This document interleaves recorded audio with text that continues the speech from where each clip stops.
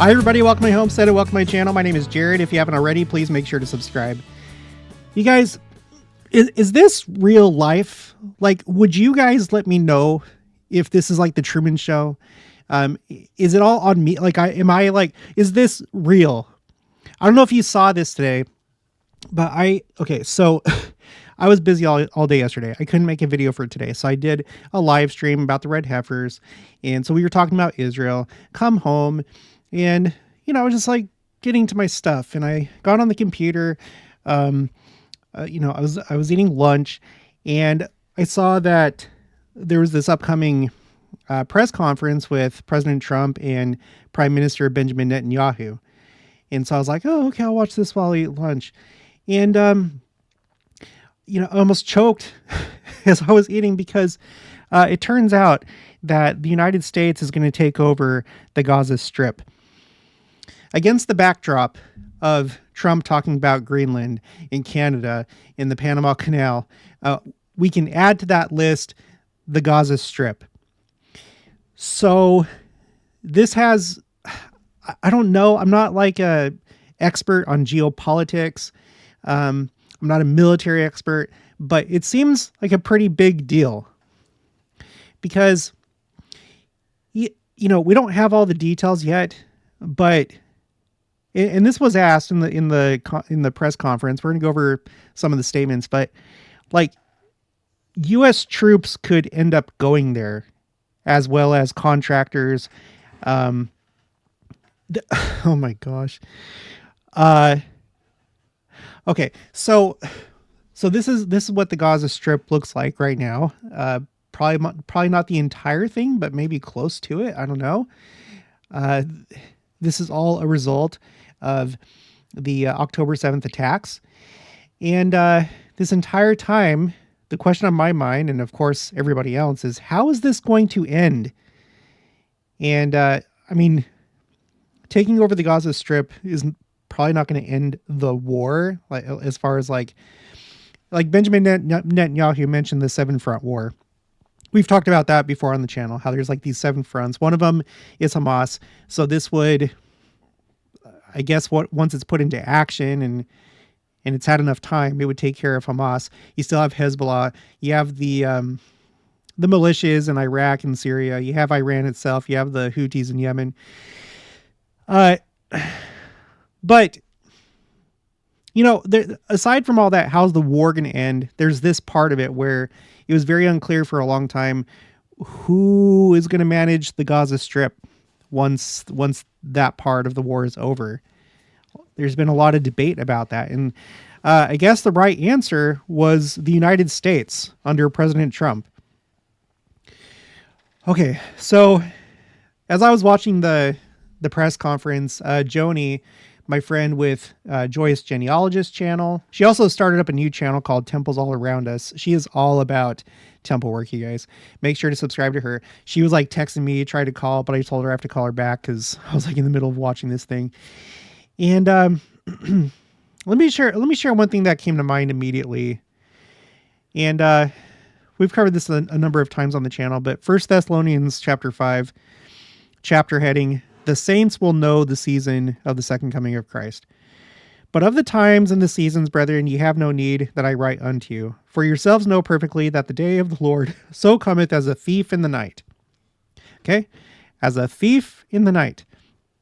"For when they shall say, peace and safety, then sudden destruction cometh upon them, as travail upon a woman with child, and they shall not escape. But ye, brethren, are not in darkness, that day should overtake you as a thief. Ye are the children of light and the children of the day. We are not of the night nor of darkness. Therefore, let us not sleep as do others, but let us watch." This is one of the many times that we're commanded to watch the signs of the times. When you have people that are like, oh, just worry about the here and now. Focus on Christ. It's not a matter of you have to pick focusing on Christ and watching the signs of the times. You do both. You do both. If you're capable of it, I guess. If you have to choose, pick focus on Christ, but you can actually do both. Newsflash. "Therefore, let us not sleep as do others, but let us watch and be sober. For they that sleep, sleep in the night, and they that be drunken are drunken in the night. So peace and safety. I've seen a lot of other channels, mostly like other Christian channels before I started my channel, talk about this scripture in reference to the Abraham Accords and other things. And yeah, it could apply. It could apply to this because it seems to me like it's probably going to be successful, but maybe it won't. Maybe there's some other factor that is going to turn this into, World War III for all we know. I don't know that anybody expected this today. It's like we're so bad at predicting things just as a species, both individually, but even organizations. Like nobody knows the future. There's people that have good guesses, but nobody knows. And I think that this took a lot of people by surprise. It took me by surprise. So here's a picture of the Gaza Strip. This is on X. You also have like this right here at ground level. There's like nothing to come back to. If this right here doesn't look apocalyptic to you, I don't know what does. A lot of people think that this has to be in their backyard, like in Utah, before the signs of the times can be fulfilled, the prophecies. But I don't think so. These are still human beings. These are children of God. There's this crazy video of this guy getting a haircut on top of one of these buildings. Legally haircut as he looks over the destruction all around him. I'm surprised that they're willing to be on top of that roof. Like I'd wonder about the structural stability of that building. But we'll go to The Guardian and I'll just show you the highlights. Guys, this blows my mind. Trump says U.S. will take over and own the Gaza Strip. I don't know what that means. I don't think anybody knows what that means except for Trump and others at this point. Trump once again says Gaza is a quote unquote demolition site that is very dangerous and very precarious. He says the Palestinians in Gaza should be moved to quote unquote beautiful area with homes and safety. This is kind of the part that I think triggered me thinking about 1 Thessalonians, so that they can live out their lives in peace and harmony. The U.S. will take over the Gaza Strip, and we will do a good job with it too, Trump says. And then another quote, we'll own it. I think he might mean literally. Like, I don't know how things like that work. Excuse me, Palestine, or what the Palestinians want to be the state of Palestine, I don't know. Does anybody know? I guarantee that you don't. I don't think anybody really does.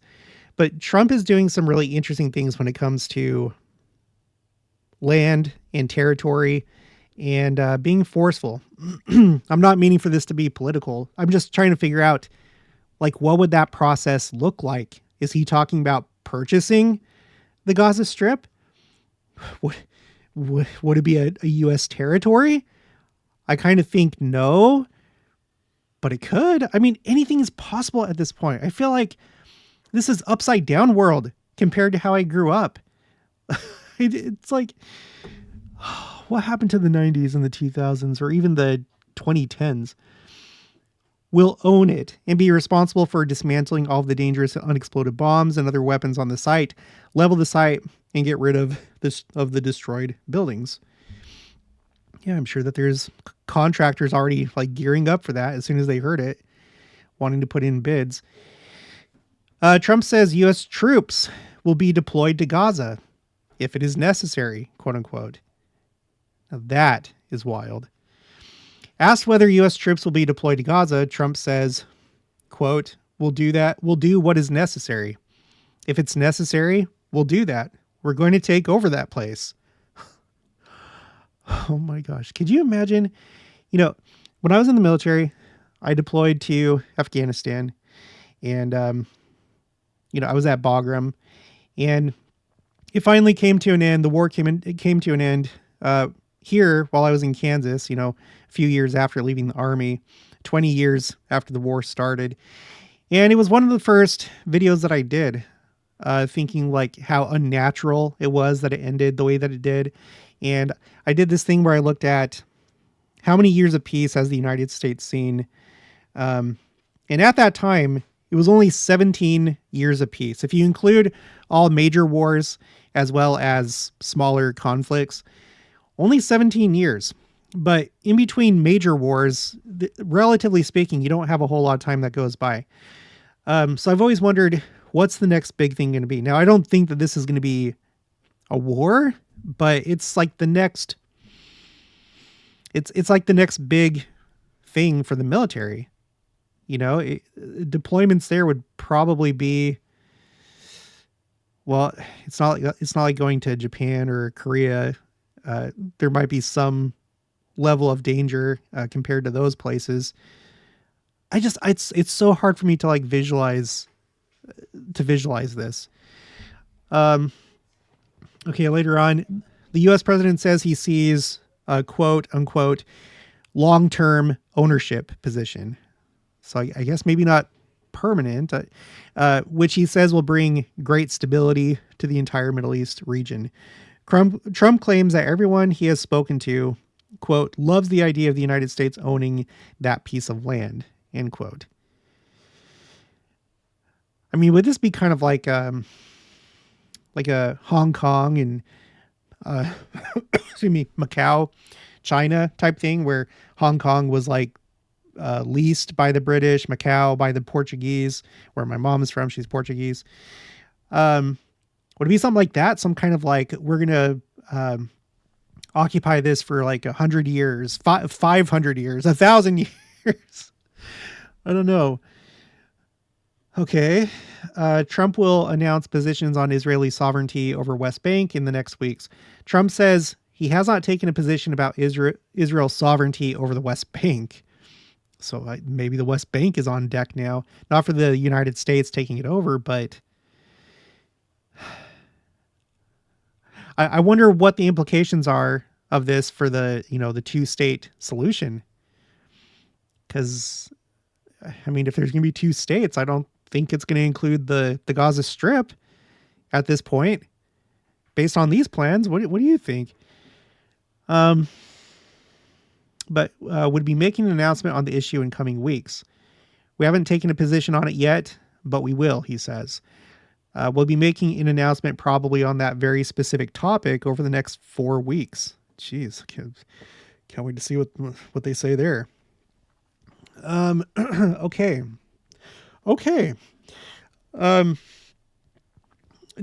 So I haven't updated this, so there may be like new countries on here. I'm not sure. I just wanted to hurry and make this video, but I wanted to remind you about this spreadsheet that I've made called Judaism, Jerusalem embassies. I probably need to recategorize this and make like a category for just like Israel rather than Judaism, but okay, whatever. So Benjamin Netanyahu pointed out how the U.S. was the first country to move its embassy to Jerusalem, recognizing Jerusalem as the capital of Israel. That was back in 2018, which, by the way, was President Nelson's first year as president of the church. Probably not a coincidence. So you had that, and we've had these other countries that have followed suit. These are the only ones that I'm tracking right now.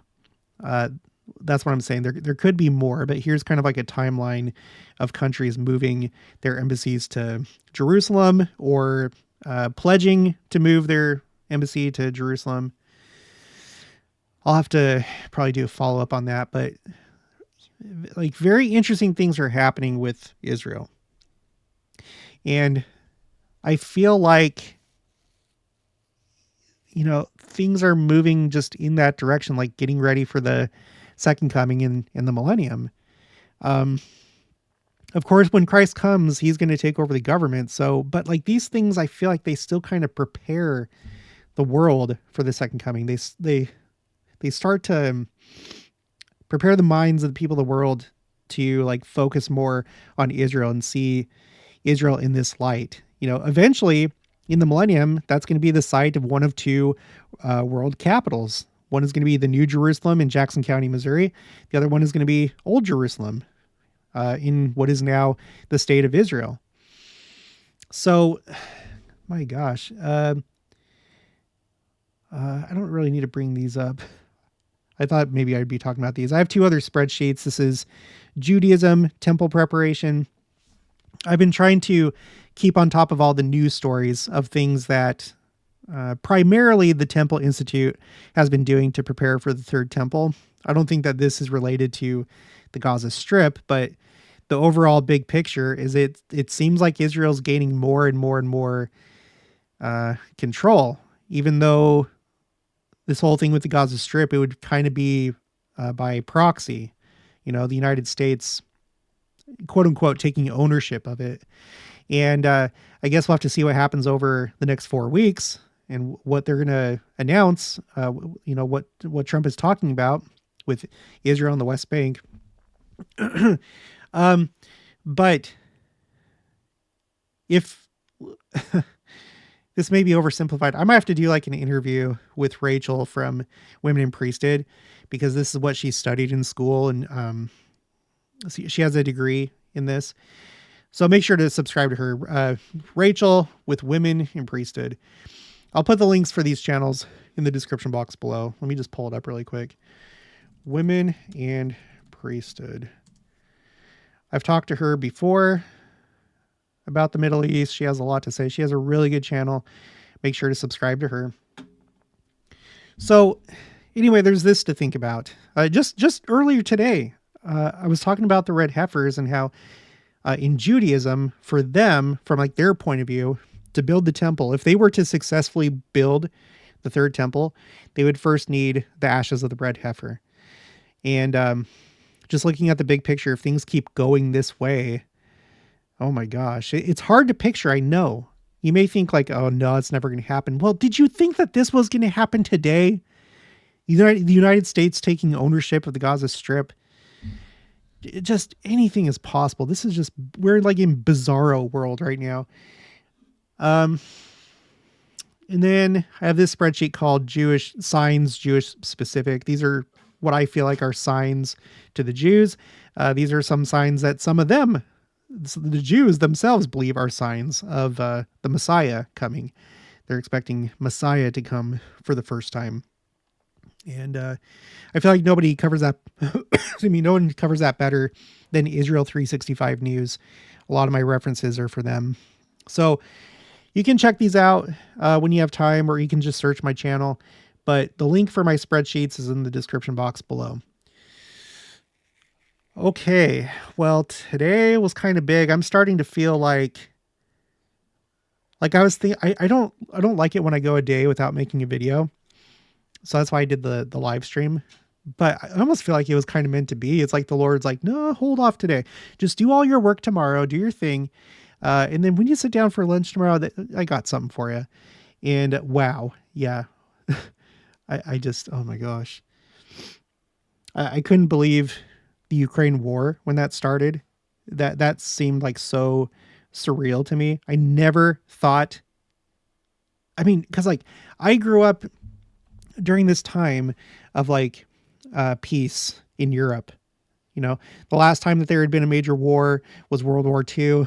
That was decades before I was born. I was mostly a child of like the late 80s and the 90s. I was a teenager in the late 90s and early 2000s. And it was like a time of relative peace, before 9/11, especially the 90s. It just felt like this post World War and post Cold War era where the world was kind of like getting it together. And it was so hard to imagine a major war in Europe again. But here we are. And now everything that's going on, everything that's going on in Israel, all right, now here we are. So I think we have to be careful with our sense of security and how we think things are going to happen, because things can happen so unexpectedly. The experts can, write books and papers about, what they expect to see. And a lot of times they might be right, but there are some times that they are not right. So And I think this is one of those times. I don't know that anybody saw this happening, but there's probably some people that predicted that. But holy cow, red heifers. Okay. Well, yeah, that's going to be it for this one. If you haven't already, please make sure to subscribe, like this video if you liked it, leave your thoughts and opinions down in the comments below. Also make sure to share it, and I'll talk to you guys later.